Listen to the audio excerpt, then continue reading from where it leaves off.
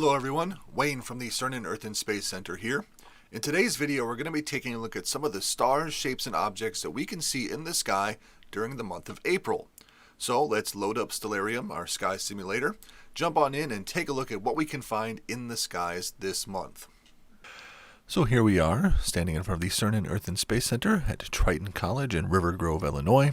We have our data set for April 15th, right in the middle of the month, and our time is set for 9 o'clock in the evening. It'll be nice and dark outside. It's a couple hours after sunset. Now, we're facing towards the west, looking at the CERN Earth and Space Center, and if we look just above it towards the southwest, we can see Orion the Hunter, as well as his two hunting dogs, the big dog and the little dog.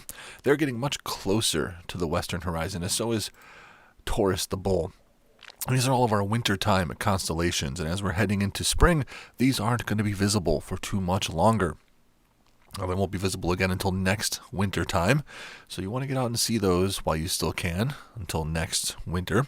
And we also have Mars up here in the sky, just in between the two horns of Taurus the Bull. That's going to be visible for a little bit longer as we go through the year, so you still have a chance to go out and see that one.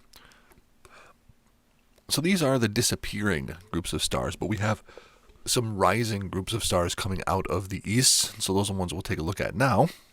As we turn around here towards the north, we'll see that our northern skies have shifted a little bit since the last time we talked about them.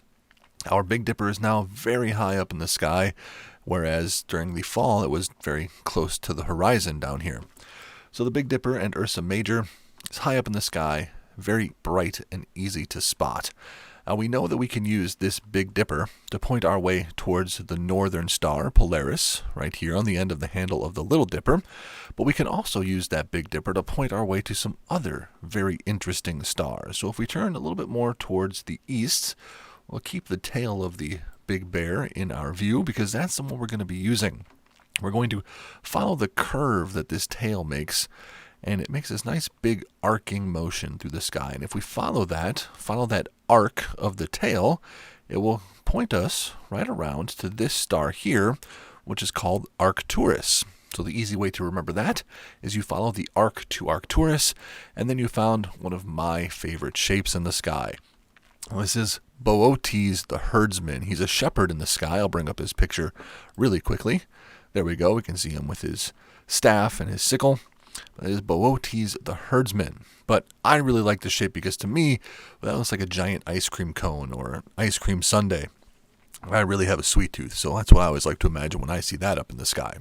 We can keep using that Big Dipper to point our way around some more. So if we follow the arc of the handle and point our way to Arcturus, once we get there, then we continue in the same direction we were going, but we don't keep curving. This time we just go straight ahead. We spike down to this star called Spica. So you follow the arc to Arcturus, and then you spike on to Spica, and then you're looking at Virgo the Maiden, who we can see right here. Bring up the pictures once more so we can see Virgo the Maiden in the sky. Now Spica, which is the brightest star in Virgo, is the Latin word for wheat. So anytime you see a picture of Virgo, she's usually holding a piece of wheat in her hand to denote that star, Spica.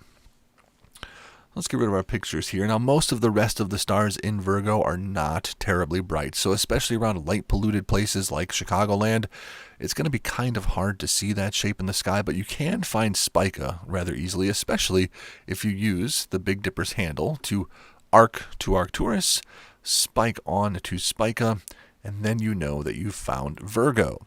Now, these are some of the rising springtime constellations, along with Leo the Lion, who sits right over Virgo right here, is rising up higher into the sky. So we'll be seeing these throughout the springtime and into the summertime. They'll be getting higher and higher and easier to follow across the sky. Well, thank you everyone for joining me to learn what we can find in the skies during the month of April. Again, my name is Wayne from the CERN Earth and Space Center. I hope you all enjoyed the video. Remember to like and subscribe, and remember, most importantly, to get out there and take a look at your night skies.